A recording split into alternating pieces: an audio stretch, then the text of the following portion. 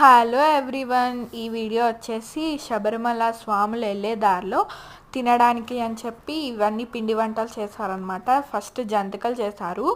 పైన చిన్న పొయ్యి పెట్టుకొని జంతికలు వేశారనమాట. జంతికలు అయిపోయిన తర్వాత కింద ఇంట్లో గులాబీ పువ్వుల పిండి మొత్తం కలుపుకొని ఆ గులాబీ పువ్వుల కర్రతోని అది నూనెలో వేడి చేసి ఆ గులాబీ పువ్వులు అనేవి వేశారు. అవి కూడా చాలా టేస్టీగా వచ్చాయి. టేస్ట్ కానీ ఇచ్చారు మాకు, తిన్నాము.